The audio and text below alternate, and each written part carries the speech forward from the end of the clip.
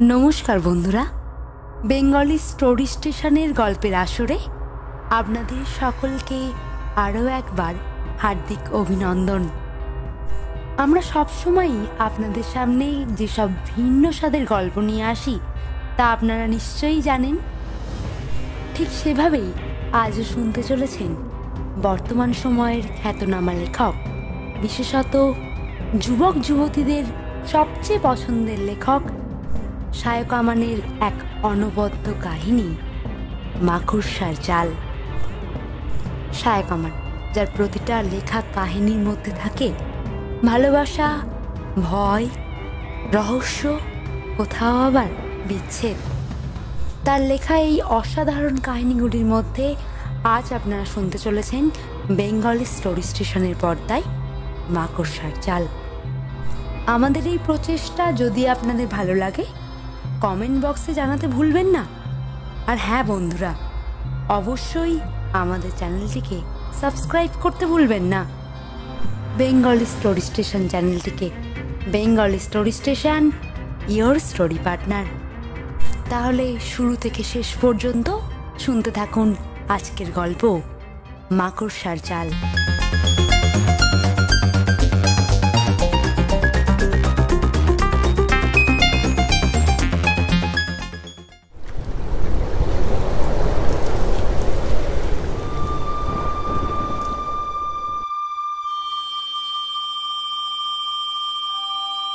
চোখ খুলতেই প্রথম যে জিনিসটা অনুভব করলাম সেটা হলো মাথার ঠিক পিছনে এক টানা তীব্র যন্ত্রণা।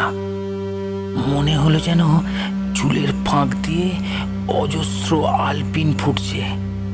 ছটফট করার চেষ্টা করলাম, কিন্তু হাত পা নড়ল না। শুধু মাথাটা এপাশ ওপাশ করতে লাগলাম।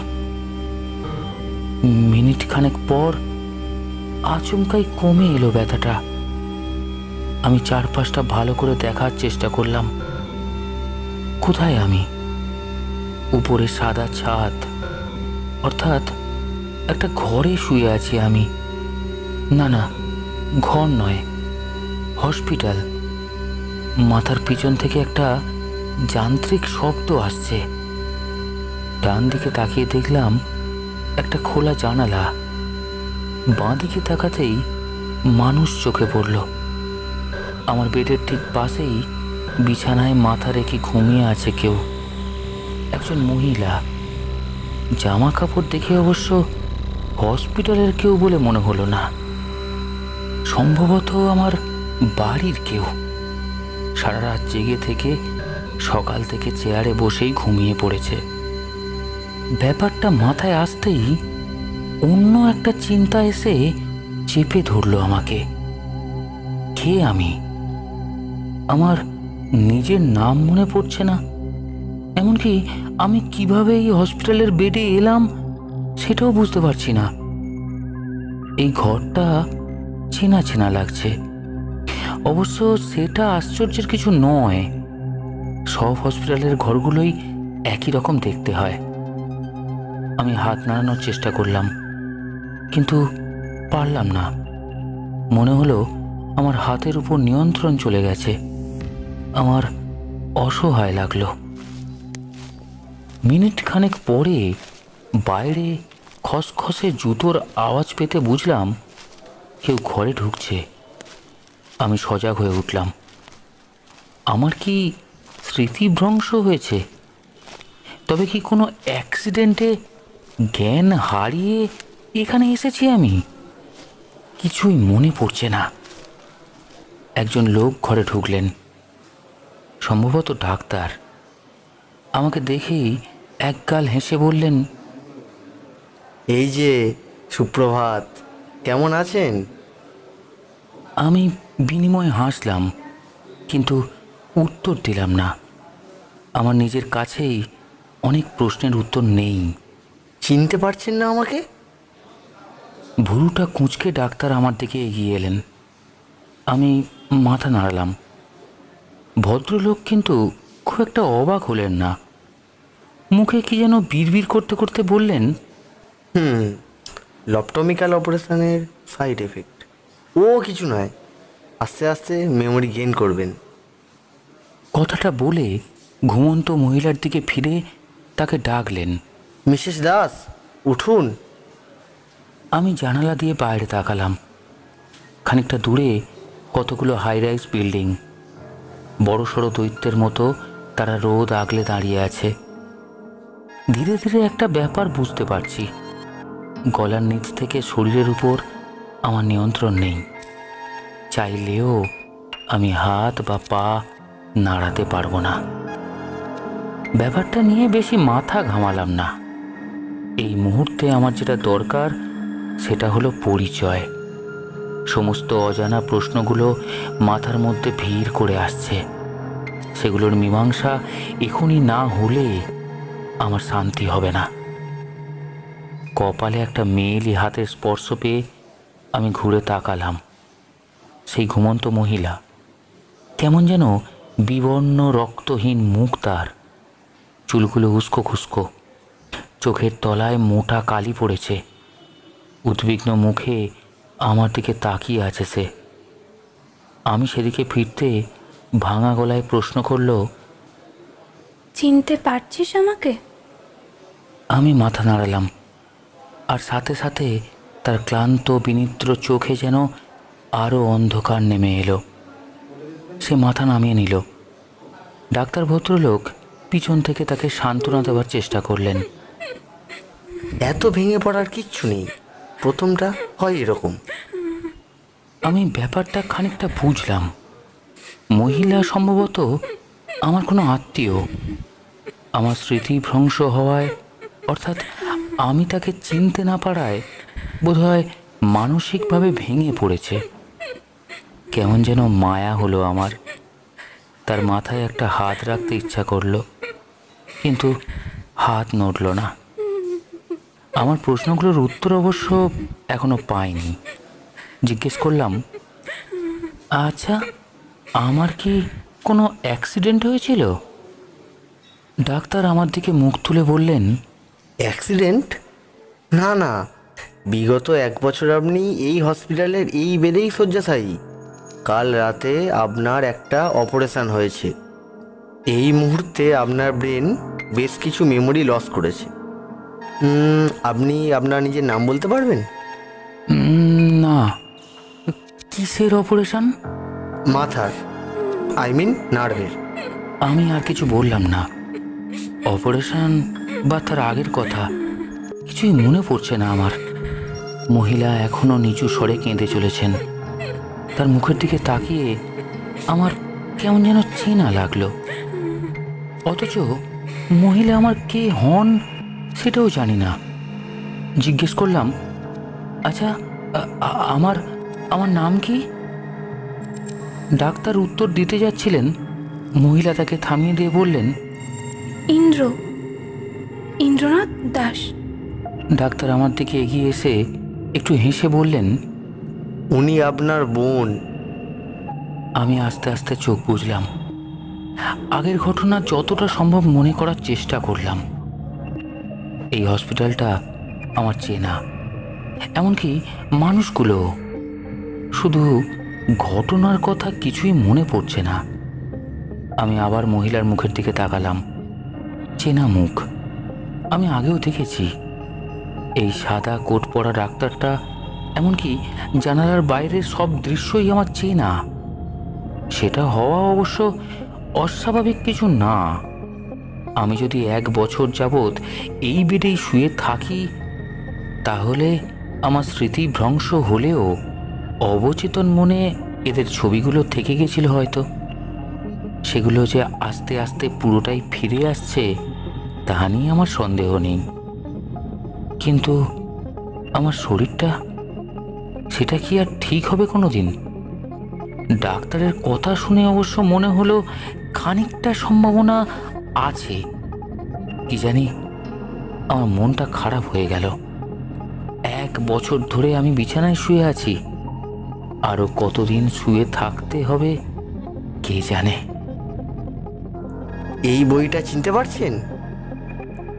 ডাক্তার আমার দিকে একটা বই এগিয়ে ধরেছেন। বেশ রংচঙে। আমি নামটা পড়ার চেষ্টা করলাম। Count of Monte Christo. হ্যাঁ হ্যাঁ, ঠিকই দেখেছি, কাউন্ট অফ মন্টে ক্রিস্টো। আমি কিছুক্ষণ তাকিয়ে থেকে মাথা নামিয়ে নিলাম। ডাক্তার হেসে বললেন, এই বইটা পড়তে ভালোবাসতেন আপনি, ভালোই হলো। ভুলেই যখন গেছেন তখন আবার নতুন করে পড়ার আনন্দ পাবেন। আমি পড়ব কি করে? আমি জিজ্ঞেস করলাম। কেউ না কেউ পড়ে শোনাবে আপনাকে। আর কোনো বইয়ের কথা মনে পড়ছে? আমি মনে মনে ভাবার চেষ্টা করলাম, আর কিছু মনে পড়ছে না। এটুকু বুঝতে পারছি, আমি নিজে যতই চেষ্টা করি না কেন কিছুই মনে পড়বে না। যেটুকু নিজে থেকে ধরা দেবে সেটুকুই জানতে পারবো। এই যে সুতোটা আপনার মুখের কাছে ঝুলছে, কিছু দরকার হলে ওটা মুখ দিয়ে টান দেবেন। না পারলেও অবশ্য ঘাবড়ানোর কিচ্ছু নেই। আপনার রুমটা 24x7 মনিটরিং চলছে। আমার বাড়ি থেকে আর কেউ আসেনি? আসবে হয়তো পরে। আচ্ছা, আমি চলি, আবার বিকালে আসবো। ডাক্তার ঘর থেকে বেরিয়ে গেলেন। বিছানার পাশে বসা মহিলা এখনো এক দৃষ্টিতে আমার দিকে তাকিয়ে আছেন, কেমন যেন শূন্য দৃষ্টি। আমি আগের থেকে একটুও ভালো হয়েছে কিনা এতক্ষণ যেন সেটাই দেখার চেষ্টা করছিল। তোর ব্যথা নেই তো কোথাও? আমি মাথা নাড়ালাম। ব্যথা থাকলেই হয়তো সে খুশি হতো।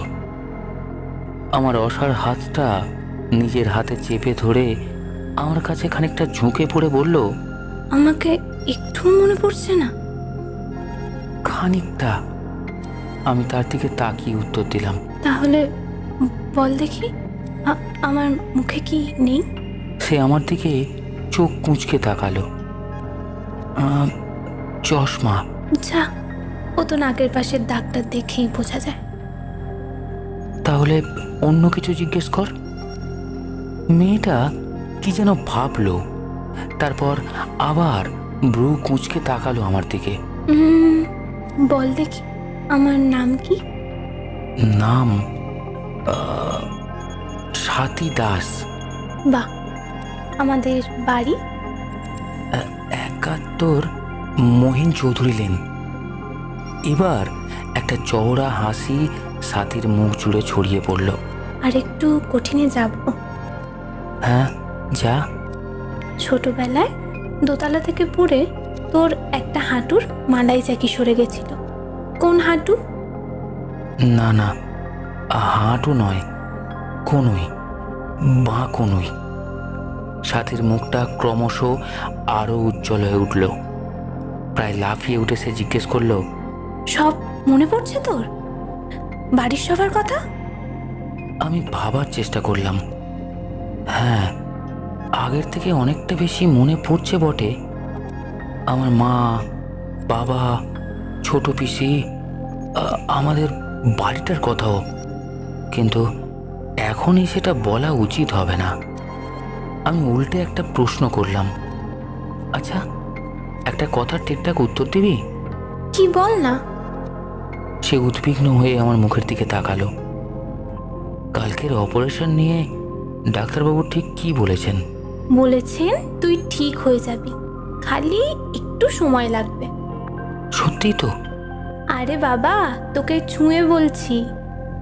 খেয়াল করলাম আমার হাতটা আবার সে মুঠোয় চেপে ধরেছে।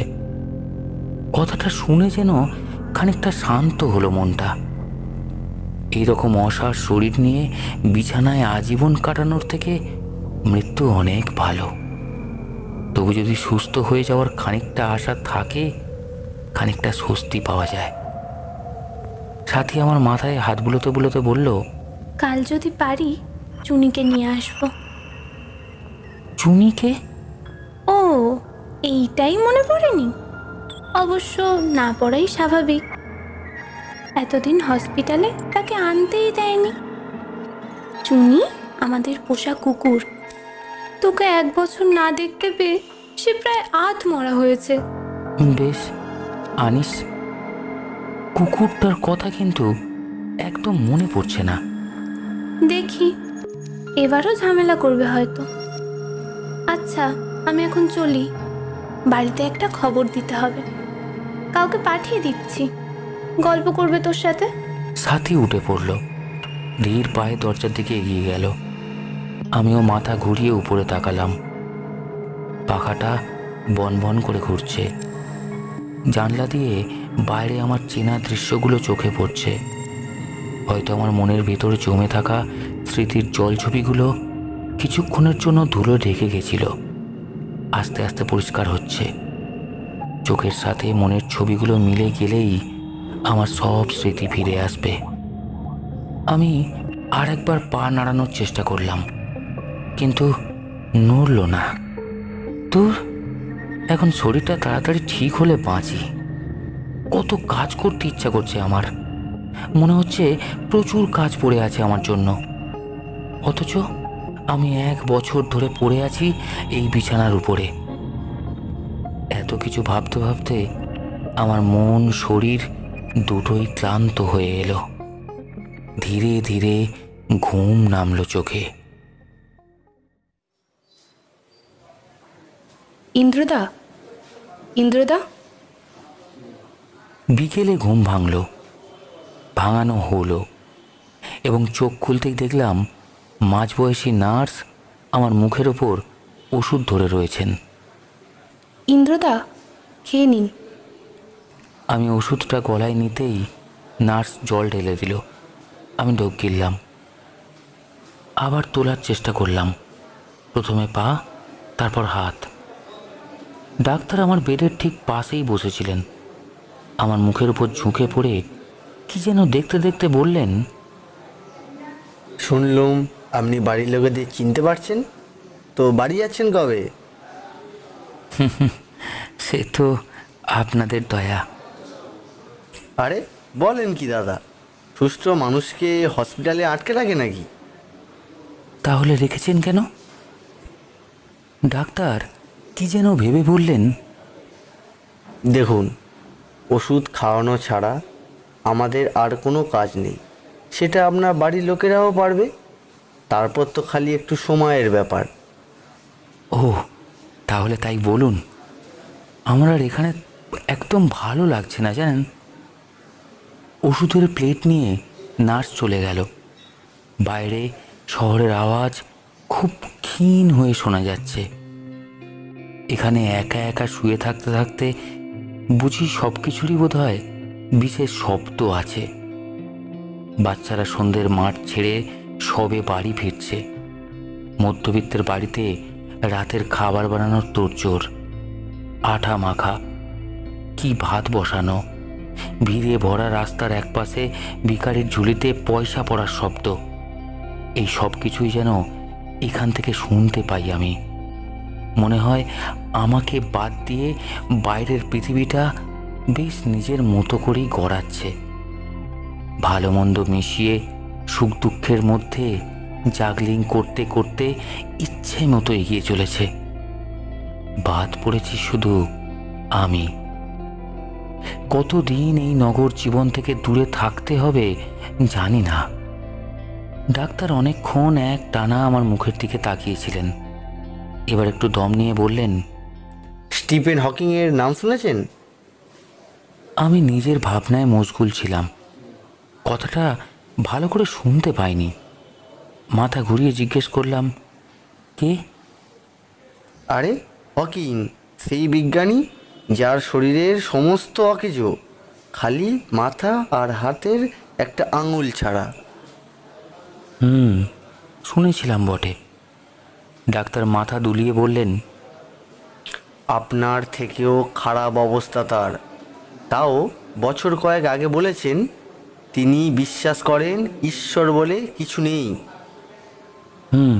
তো কতটা সাহস বলুন তো? আমরা একটু কঠিন রোগ হলেই ঠাকুর ঠাকুর করি।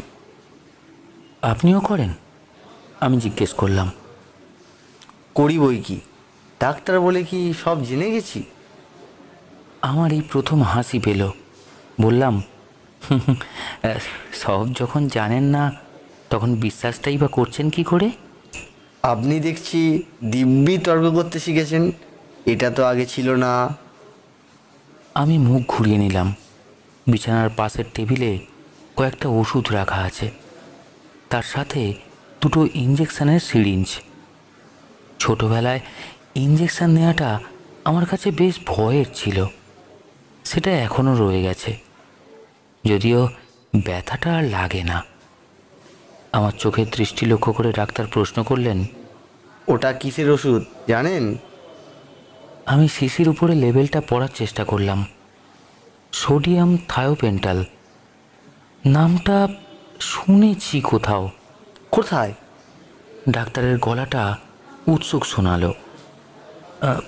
সম্ভবত এনার্জেসিক, তীব্র ব্যথা কমাবার ইঞ্জেকশন, কিন্তু ওভারডোজ হলে আর রক্ষে নেই। এক সময় ইউএসএতে ক্যাপিটাল পানিশমেন্ট হিসাবে ইউজ হতো। না, আজকেই ওটা সরিয়ে ফেলতে হবে। কেন বলুন তো? আমি অবাক হয়ে জিজ্ঞেস করলাম।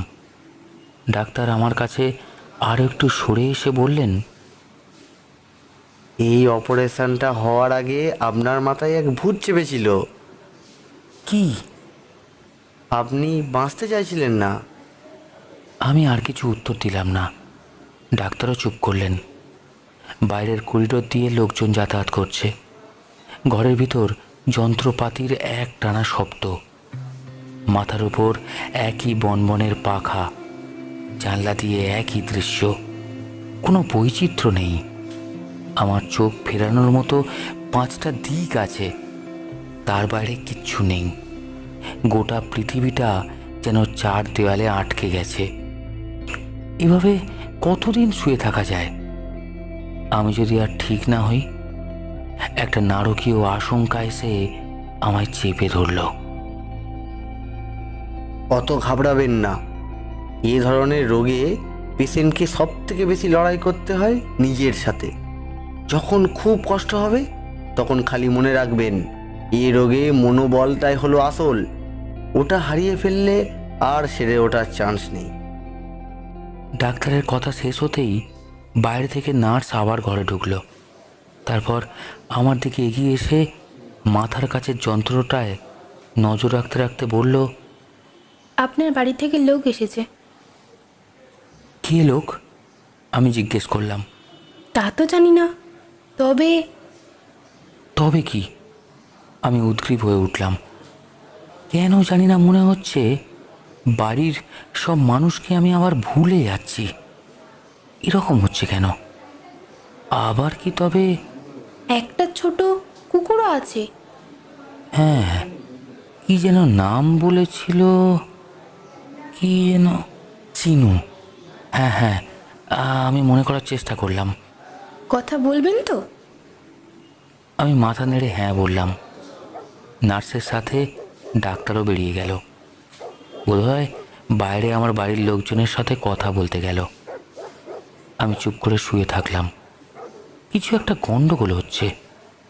আমারই বাড়ির লোক, কিন্তু তাও দেখা করতে ইচ্ছে করছে না কেন আমার? উফ, কেন যে হ্যাঁ বললাম? বাইরে থেকে এতক্ষণ একটা কুকুরের ডাক শুনতে পাচ্ছিলাম।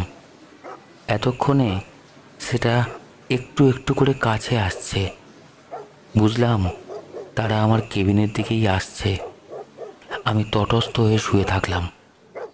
বড় করে কয়েকটা নিঃশ্বাস নিলাম। মাথাটা ব্যথা করছে। কয়েক সেকেন্ডের মধ্যে দুজন মাঝবয়সী মহিলা আমার ঘরে ঢুকলেন। দুজনকেই আমি চিনতে পারলাম। লম্বা ফর্সা ছোট চুলের মহিলা আমার মা, আর তার পাশেই আমার ছোট মাসি। প্রায় দৌড়ে তারা আমার বেডের কাছে চলে এলেন। দুজনেরই চোখে জল। আমার অস্বস্তিটা আরও বেড়ে গেল। এবার হয়তো কান্নাকাটি হবে। আমি কি উত্তর দেব? কিছুই তো তেমন মনে পড়ছে না।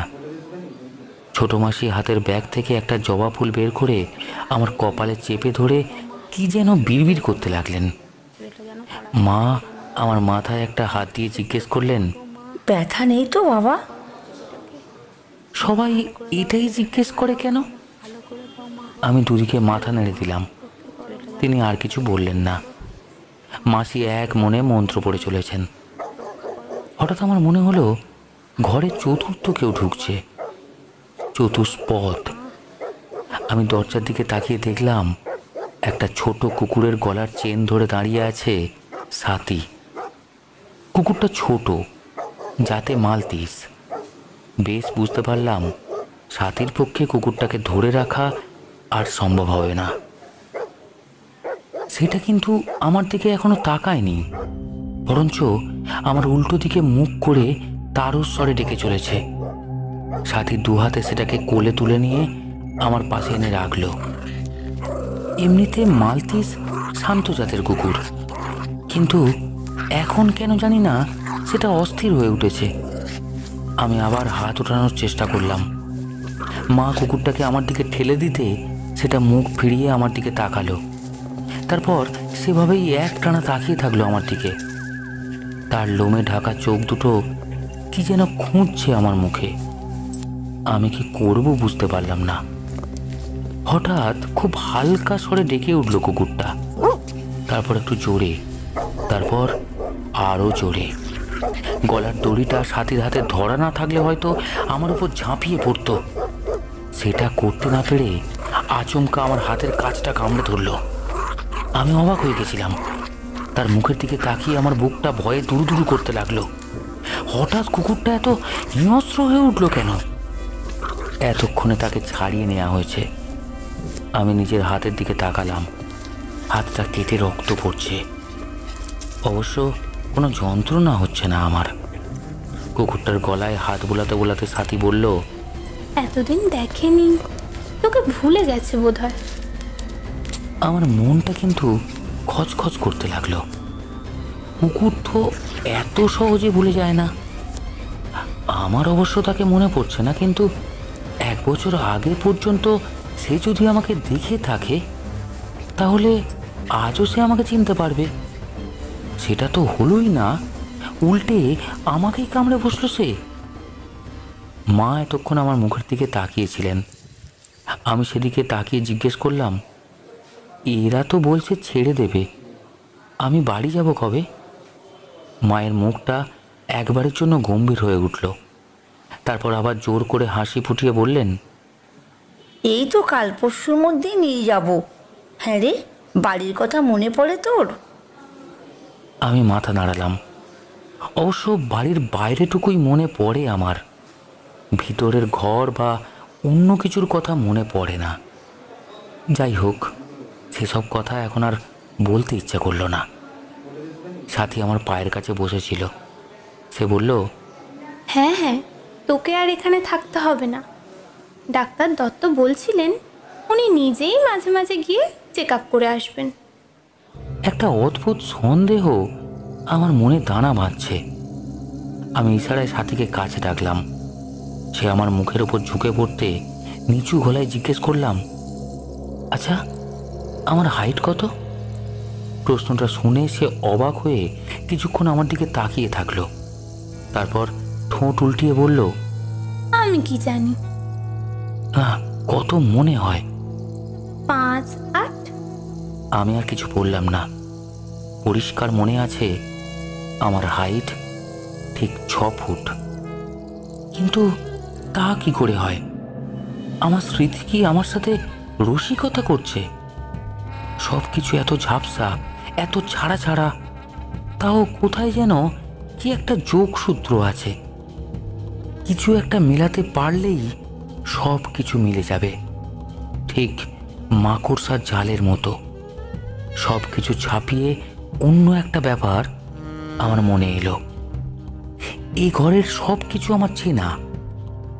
এই পাখাটা, এই ডাক্তার, নার্স, এদের সবাইকে আমি আগে দেখেছি, কিন্তু ঠিক এইভাবে কি, নাকি একটু অন্যভাবে? আমি চোখ বুজে আমার স্মৃতি সমুদ্রে ভাসতে থাকা ছবিগুলো খুঁটিয়ে দেখার চেষ্টা করলাম। হ্যাঁ, সাথীকে দেখতে পাচ্ছি আমি, মাকে, ছোট মাসিকে, ডাক্তার, নার্স, কোথাও কোনো ভুল নেই। মনের অন্ধকার ভেদ করে সবকটা ছবি পরিষ্কার ফুটে উঠছে। আমি চোখ খুলতে গিয়েও খুললাম না। আশ্চর্য, এই ব্যাপারটা এতক্ষণ মনে আসেনি। ছবিগুলোতে সবার মুখই আমি দেখতে পাচ্ছি, কিন্তু তারা সবাই আমার সামনে দাঁড়িয়ে। এদের কথা মতো আমি 1 বছর ধরে শয্যাশায়ী। তবে আমার মনে যে ছবিগুলো তৈরি হয়েছে সেগুলোও তো নিচ থেকে উপরে তাকিয়ে থাকবে, অথচ সবাই যেন আমার সামনে দাঁড়িয়ে আছে। তা কি করে হয়? আমি নিজেই তো 1 বছর হলে উঠে দাঁড়াইনি। চোখ খুলে দেখলাম আমার চারপাশে সবাই বসে গল্প করছে। খোলা জানলার দিকে তাকালাম, আর সাথে সাথে অনেকগুলো প্রশ্নের উত্তর আমার সামনে পরিষ্কার হয়ে গেল। এই জানলা দিয়ে আমি আগেও তাকিয়েছি, তবে ঠিক এই ফ্রেমে নয়, এই বেডে শুয়ে নয়, দাঁড়িয়ে। ও মাথার যন্ত্রণা শুরু হয়েছে। মাথার পিছনে কেউ যেন ধারালো নখ সজোরে ফুটিয়ে দিচ্ছে। আমি আমি চিৎকার করে উঠলাম,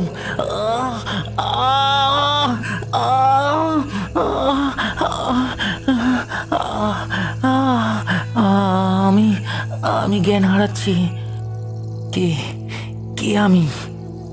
আমার আমার ক্ষীণ হয়ে আসা চিন্তা শক্তির স্তর ভেদ করে কে যেন উত্তর দিল।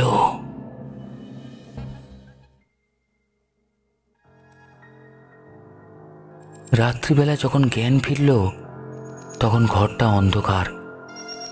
মনে হচ্ছে কেউ যেন মাথার ভিতরে সব কিছু বের করে নিয়েছে। ফাঁকা, ভিতরে কিচ্ছু নেই। পা দুটো নাড়ানোর চেষ্টা করলাম, সাথে হাত দুটো, নড়ল না। ঘরে কেউ বসে আছে, আমার ঠিক সামনেই। অন্ধকারের ভেতরে আমি ছায়ামূর্তিটা খানিকটা দেখতে পেলাম। তোমাকে একটা কথা বলার আছে সোমনাথ। ডাক্তারের গলা। আমি চিৎকার করে উঠলাম, কে সোমনাথ? আমার নাম ইন্দ্রনাথ দাস। ও হ্যাঁ, ইন্দ্রনাথ। তোমার শরীরটা ঠিক হওয়ার কোনো আশা নেই। ডাক্তারের গলা আশ্চর্য রকম শান্ত। এক খণ্ড বরফের মতো কথাগুলো আমার বুকের উপর আছড়ে পড়ল।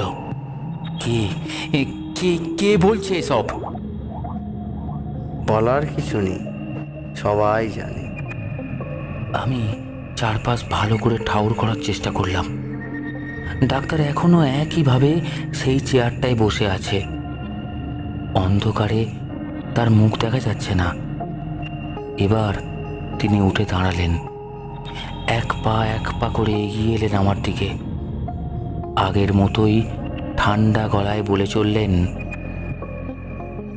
তুমি আমায় স্টিফেন হকিংয়ের কথা বলেছিলে। আমি? সালা, আপনি আমায় বলেছিলেন? আমার গলা ফেটে উন্মত্ত চিৎকার বেরিয়ে এলো। তো আমি তোমাকে অন্য একটা গল্প বলি। এটা অবশ্য ওই যাকে বলে ফ্যান্টাসি নয়, একদম পাশের বাড়ির গল্প। রগরগে, মানে যেমনটা হয় আর কি। স্পেনে এক ভদ্রলোক থাকতেন, তার নাম রামন। পেশায় জেলে, নেশায় কবি। এসব আমাকে বলছেন কেন? আরে শোনোই না, জ্ঞান বাড়বে। তা একদিন হলো কি, রামন গেল মাছ ধরতে ক্ষীর নদীর কূলে, আর উঁচু পাহাড়ের উপর থেকে পড়ে তার ঘাড় গেল মটকে। ডাক্তার বলল যে বাকি জীবনটা তার গলার নিচ থেকে শরীরটা আর নড়বে না। সে ল্যাদ খেয়ে পড়ে থাকা ছাড়া তার কিচ্ছু করতে পারবে না। মানে একদম হাগু মুতু পর্যন্ত লোকে করিয়ে দেবে, গালে মশা কামড়ালে লোকে মেরে দেবে, এমনকি কানে কেঁচো ঢুকতে দেখলেও দাঁত কেলিয়ে চুপচাপ দেখা ছাড়া আর কোনো উপায় নেই। ফলে রামনের হলো দুঃখ, এত দুঃখ হলো যে সে বলল তাকে বিষ খাইয়ে মেরে দিতে। কিন্তু বেড়ালের গলায় ঘন্টি বাঁধবে কে? কারণ বেঁচে থাকাটা যতই কষ্টের হোক না কেন, মানুষের পক্ষে মানুষ মারাটা ঘোর অন্যায়, নরকবাস। ব্যাস, ফলে রামনকে আর কেউ মারল না। রামন বাঁচিয়া প্রমাণ করিল সে বাঁচে নাই, কিন্তু সে হালও ছাড়ল না, লড়াই চালিয়ে গেল। ওই বিছানায় হাগুমুতু করতে করতেই 30 বছর ধরে। কিসের লড়াই জানো? তেমন বড় কিছু দাবি নয়, রুটি কাবড়া মাকান কিচ্ছু নয়, শুধু এক ছিলিম বিষ পাশের টেবিল থেকে তুলে তার শরীরে পুশ করে দিতে হবে। বেচারা, হাত পা অসাড় হয়ে গেলে শহীদ হওয়া পর্যন্ত মুশকিল। যাই হোক, তার 30 বছর লড়াই করে শেষ পর্যন্ত বিষ খেয়ে রামন পৃথিবীর এথিক্যাল চিন্তাবিদদের কলা দেখিয়ে ড্যাং ড্যাং করে স্বর্গে চলে গেল। ডাক্তার থামলেন, বোধহয় একটু নিঃশ্বাস নিলেন। আমি কিছু বললাম না, জানি কিছু বলে লাভ নেই, কারণ কথা বলাটুকুই আছে আমার। এই মুহূর্তে তাতে কোনো লাভ হবে না। ডাক্তার আমার হাতটা চেপে ধরলেন। মনে পড়ছে ডাক্তার, 2 দিন আগে ঠিক এই বেডটায় আমি শুয়েছিলাম, মরতে চেয়েছিলাম। না হয় আমার ঘুমের মধ্যেই একদলা থায়োপেন্টাল ঢুকিয়ে দিতেন মুখে। আমি সারা রাত চিৎকার করেছি, যদি হাত দুটো কাজ করতো তাহলে আপনার পায়েও ধরতাম। এতদিন ধরে শুধু একটাই কথা বলতে চেয়েছিলাম আপনাকে, আমি বাঁচতে চাই না ডাক্তারবাবু, আমায় মেরে ফেলুন, আমি বাঁচতে চাই না, আর পারি না। কিন্তু না, আপনি আমায় বলেছিলেন মনের জোর রাখতে, ভগবান আছে, নিশ্চয়ই কিছু ব্যবস্থা করে দেবেন। তারপর পরশু রাতের কথা মনে পড়ে ডাক্তার? শেষ প্রশ্ন করেছিলাম আপনাকে, আমার জায়গায় থাকলে আপনি কি করতেন? আপনি কি উত্তর দিয়েছিলেন মনে পড়ে? এখন ভাবলেও ভীষণ আনন্দ হচ্ছে জানেন। আপনিও খুশি, আমিও খুশি। কেমন অদল বদল হয়ে গেল বলুন দেখিনি? সারা রাত ভগবানের কাছে শুধু এটাই চেয়েছিলাম, হয় আমাকে কাল সকালের আলো দেখিও না, আর না হলে ওই ডাক্তারের শরীরটা দিয়ে দাও আমাকে, আমারটা ওকে। আপনাকে কি বলবো মাইরি, সকালে উঠে যখন দেখলাম হাত পা নড়ছে আমার, ভাবলাম আপনার পা চেটে ধুলো খাবো। তারপর আয়নায় চোখ পড়তেই ভিড়মি খাচ্ছিলাম। একটু পরে বুঝলাম সালা ভগবান আমার দ্বিতীয় ইচ্ছেটাই শুনেছেন। ভগার আজব রসিকতা মায়েরি। হ্যাঁ, কি বলুন? আমার কথা বলার শক্তিটাও যেন নিভে আসছে। শেষ চোখ পড়ল ওষুধের শিশিগুলোর দিকে, থায়োপেন্টাল। আমি সমস্ত জোর একত্র করেও হাতটা নাড়াতে পারলাম না, মুখ দিয়ে চিৎকার বেরোলো না। ডাক্তার একটা শয়তানি হাসি হেসে ওষুধের শিশিটা টেবিলের উপর একবার নাড়িয়ে আবার রেখে দিয়ে বললেন, ভাবছি ডাক্তারি ছেড়ে অন্য কিছু করব। এই পেশাটা আর পোষাচ্ছে না। ধুস, এই রইল আপনার ওষুধ, এই রইল সিরিঞ্জ, নিজ গুণে নিয়ে নেবেন। আমি চলি। ও হরি, আমার নামটাই তো বলা হয়নি আপনাকে। নমস্কার, আমি ডাক্তার সোমনাথ ঘোষ। ডাক্তার ঘর থেকে বেরিয়ে গেল। আমি স্থির চোখে তাকালাম ফ্যানের প্লেটগুলোর দিকে। তার ঠিক উপরেই প্রবল হাওয়ার দাপটে ছটফট করছে একটা মাকড়সার জাল। মাকড়সাটা কোথায়? ও হ্যাঁ, সেটা ধীরে ধীরে জাল বেয়ে নেমে আসছে আমার মুখের উপর। আমি আমি হাত হাত নাড়ানোর চেষ্টা করলাম। শুনছিলেন আজকের গল্প শায়ক আমানের লেখা মাকড়সার জাল। এই গল্পের মূল চরিত্র তথা ইন্দ্রনাথের ভূমিকায় তন্ময়, ডাক্তারের চরিত্রে শুভম, ইন্দ্রনাথের মা স্বপ্না, ইন্দ্রনাথের মাসির ভূমিকায় সুপর্ণা, ইন্দ্রনাথের বোনের চরিত্রে স্নেহা, নার্সের ভূমিকায় মৃত্তিকা এবং এই গল্পের সূত্রধর আমি দিশা। আমাদের এই প্রচেষ্টা কেমন লাগলো জানাতে ভুলবেন না কিন্তু। আগামী সপ্তাহে শুক্রবার আবারও ফিরে আসব নানান স্বাদের গল্প নিয়ে বেঙ্গল স্টোরি স্টেশনের পর্দায়। আর হ্যাঁ, অবশ্যই কিন্তু বেঙ্গল স্টোরি স্টেশনকে মনে রাখবেন। Bengal story station, your story partner. আজকের মতো ধন্যবাদ।